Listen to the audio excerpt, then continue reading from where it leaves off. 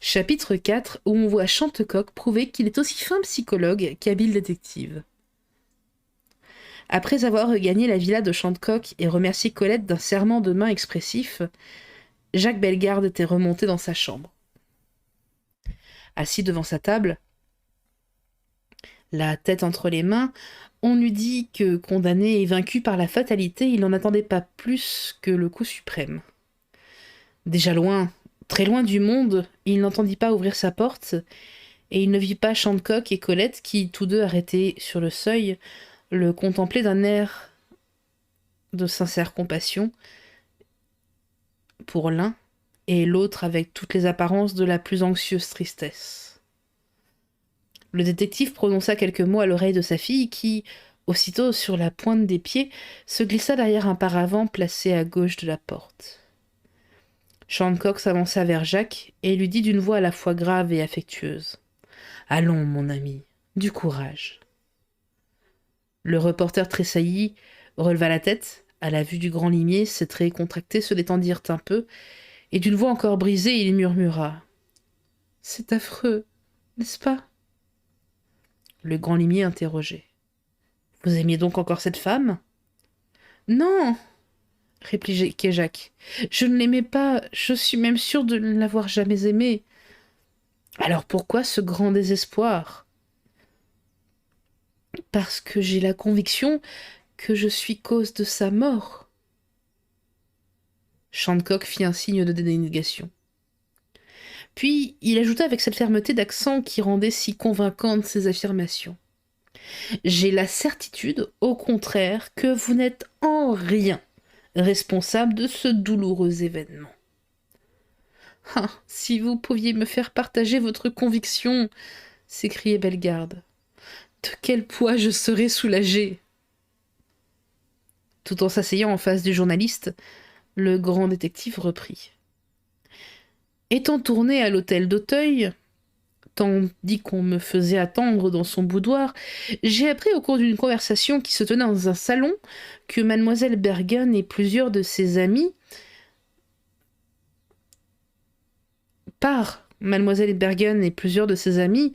que mademoiselle Desroches faisait un grand abus de stupéfiants. C'est vrai, appuyait Jacques.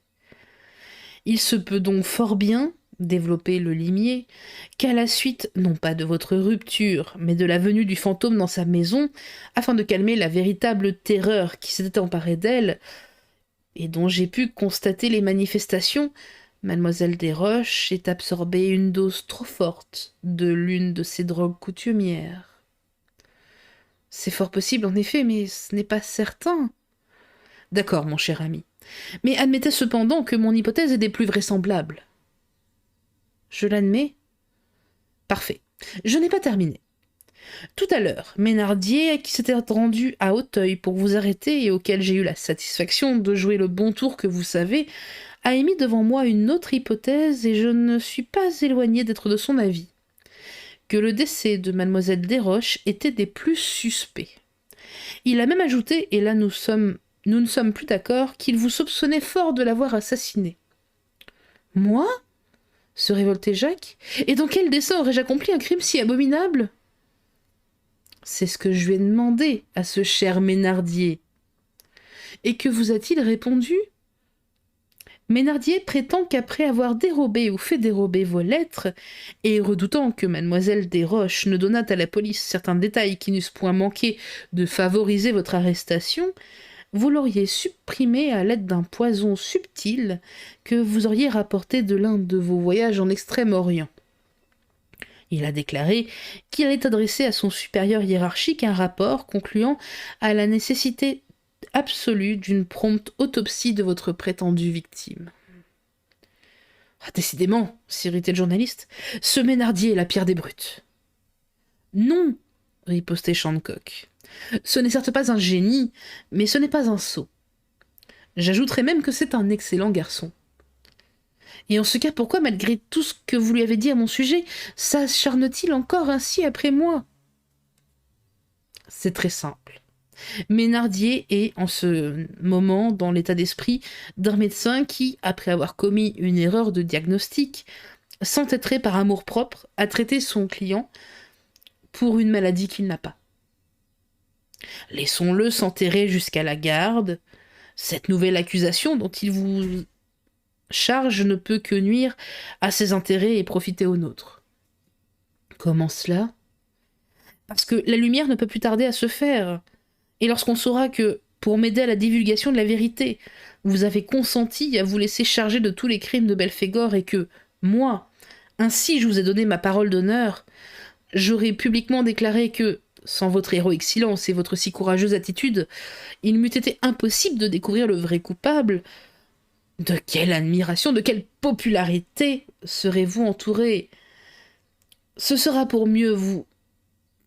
Ce sera pour mieux... Ce sera pour vous mieux que la vogue et le succès, c'est-à-dire la célébrité et le triomphe. Et pour ma part, j'en serai profondément heureux.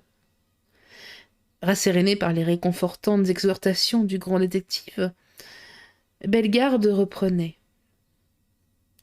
Je ne saurais vous dire à quel point je suis touchée de votre amitié, mais plus encore que tout le reste, je vous suis profondément reconnaissant de m'avoir permis d'espérer que je n'étais pour rien dans la mort de Simone. Ce n'est pas espérer qu'il faut dire, c'est j'en suis sûr. Alors selon vous, c'est Belphégor qui l'aurait empoisonné ? Parbleu ! Et par conséquent, dans l'intention d'augmenter les charges qu'il a déjà accumulées contre moi. C'est clair comme de l'eau de roche. Saisissant la main du détective, le reporter s'écria.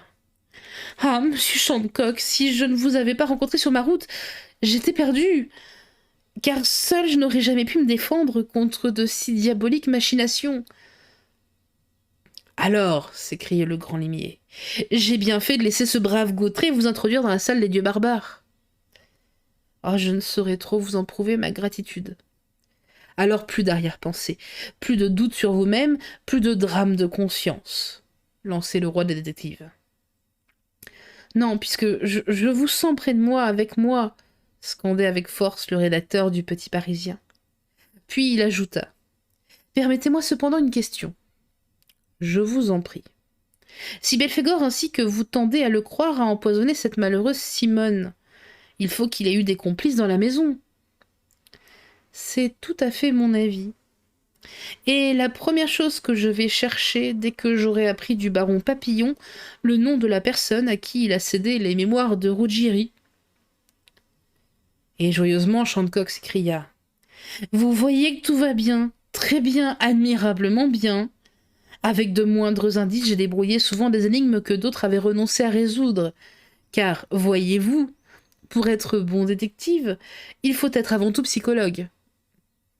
Et vous l'êtes à un tel point, affirmait Jacques, qu'il doit être impossible de rien vous dissimuler.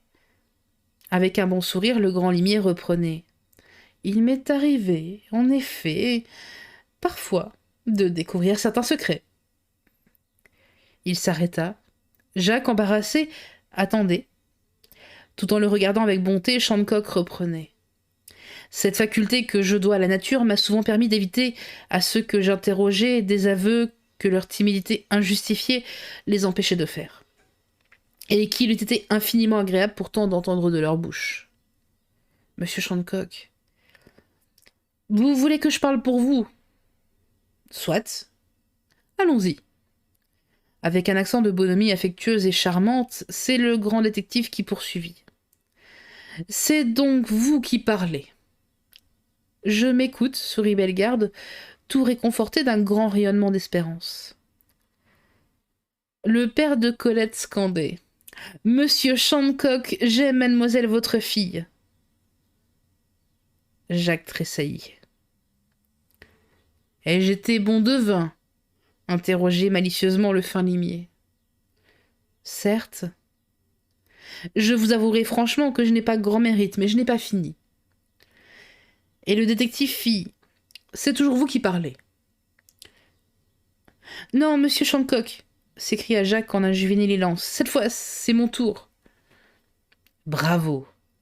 Et avec flamme, le jeune reporter déclarait. Oui, j'aime mademoiselle Colette. Et j'ai l'honneur, monsieur Shandcock, de vous demander sa main. Shandcock, tout en l'enveloppant d'un regard de paternelle tendresse, répliquait. « Je vous l'accorde, d'autant plus volontiers, mon cher ami, que ma fille, elle aussi, vous aime. » Malgré...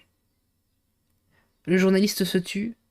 Il lui semblait qu'il eût prononcé le nom de la disparue. Toute l'atmosphère de rêve apaisant et délicieux dans lequel il vivait depuis quelques instants allait brusquement se dissiper. Shandcock reprenait. « Lorsque ma fille vous a vu ce soir partir si brusquement, si imprudemment, elle a éprouvé, je vous l'avoue franchement, une vive peine, car elle a cru que vous étiez encore attaché, plus que vous ne le pensiez vous-même, à cette malheureuse dont je suis le premier à déplorer la triste fin. Mais dès à présent, j'en suis sûre, elle a compris que vous aviez obéi uniquement au remords que vous causait la crainte d'avoir encouru une grave responsabilité dans la fin de cette pauvre femme, et que seul, ce sentiment qui ne peut que vous honorer grandement, vous a dicté votre gratitude. Donc aucun nuage ne peut s'élever entre vous deux, aucun mauvais souvenir ne viendra jamais embrumer le clair ciel de bonheur qui vous attend. Bientôt Belphégor sera démasqué, et un jour, un mutuel amour vous fera oublier le moment si douloureux que vous venez de traverser. »« Oh, monsieur Shandcock !» s'écriait Jacques, « je ne saurais vous dire à quel point je vous me rendais heureux. Excusez si, dans mon émotion, je ne trouve pas les mots qu'il faudrait. »« Les mots ne sont rien, mon cher enfant, » affirmait Shandcock. « Seul le cœur compte. Et je crois connaître assez le vôtre pour être sûr qu'il est digne de battre à l'unisson de celui que vous avez su conquérir. »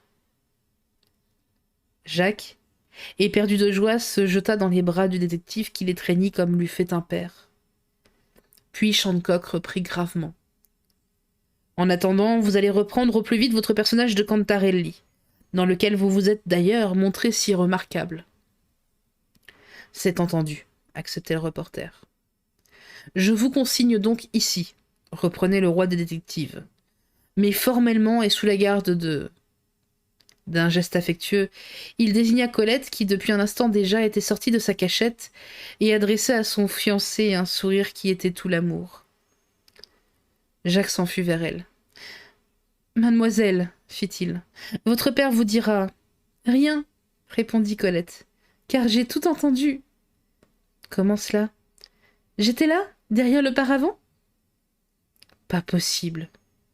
Je suis la fille d'un détective et... » « Vous êtes l'être le plus adorable et vous serez la femme la plus adorée. » Leurs mains se joignirent et ce fut le muet mais divin serment de ces deux âmes, désormais pour toujours unies dans la même foi, dans le même rêve. Shandcock les contempla d'un regard attendri, puis il murmura. « Maintenant je suis tranquille. Il ne sortira plus de la maison. »